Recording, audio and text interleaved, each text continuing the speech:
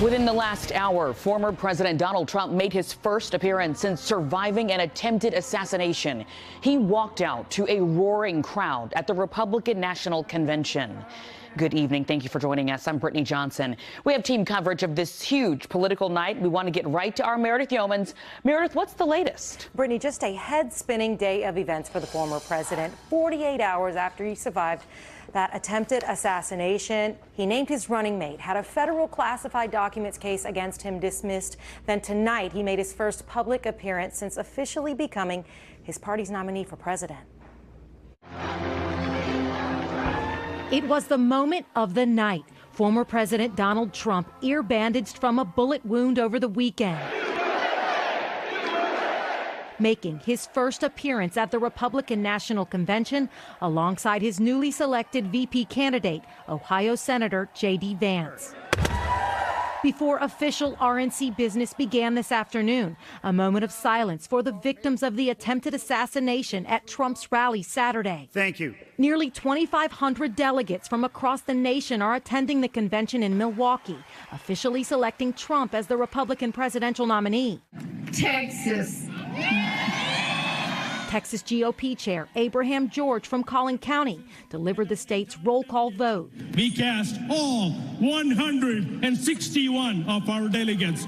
The celebration coming just 2 days after an attempt on the former president's life. The FBI now investigating how the 20-year-old gunman was able to climb onto a roof and fire multiple shots, striking Trump in the ear. In the opinion of the chair, the ayes have it. Tonight's focus at the convention, the economy, with prominent Republican figures taking the stage on what's been a remarkable night in our nation's history.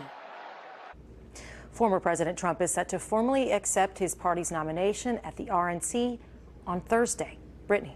Meredith, thank you.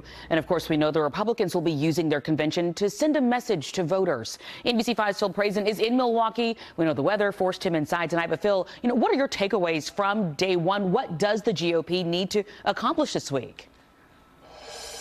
It is a stormy night outside in Milwaukee, but the big takeaway is the Republicans officially have a ticket for this November election.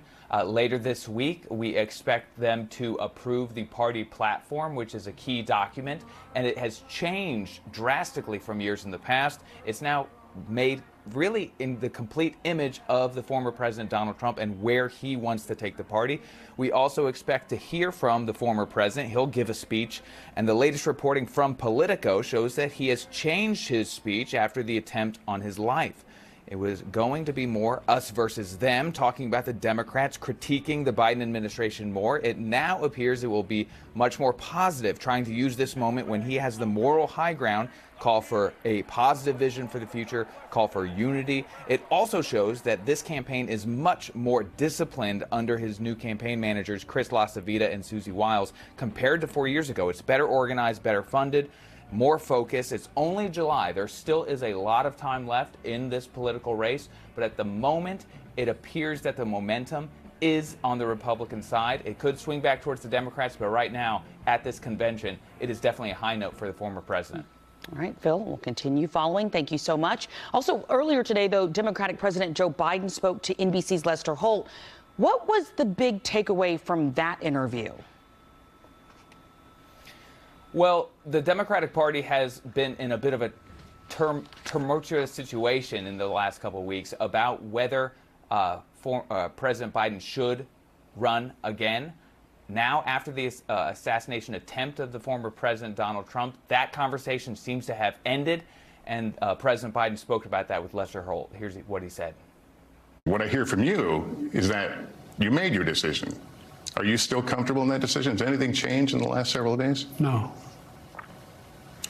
What do you make of people like Nancy Pelosi, though, who seem to be of the opinion that there is a window for you to make this choice? What aren't they getting? Look, we knew this was going to be a close race from the moment he announced.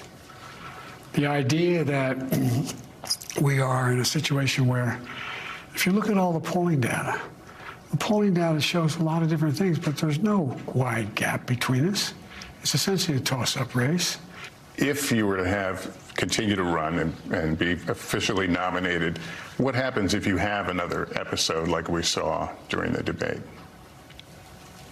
What happens if another? Yeah, what happens if you have another performance on that on that level?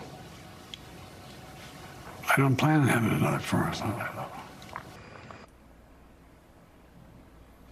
And he mentioned the polling there. That really is the crux of the question, the should he run again question, is when you look at the public polling, at least that I've seen available, all of the other major contenders, Vice President Harris, the governors Shapiro, Newsom, Whitmer, or other up-and-coming Democratic candidates, they all have roughly the same polling numbers in the swing states and nationwide as President Joe Biden does against Donald Trump. That's what makes this decision so difficult for them.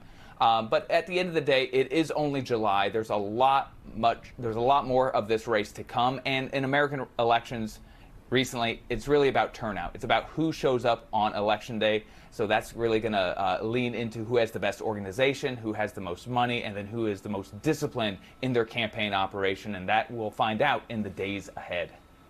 All right, Phil, we've got a long way to go. Thank you so much from Milwaukee, our Phil Prazans live. Now, you can watch Lester Holt's full interview with President Biden on our website, NBCDFW.com.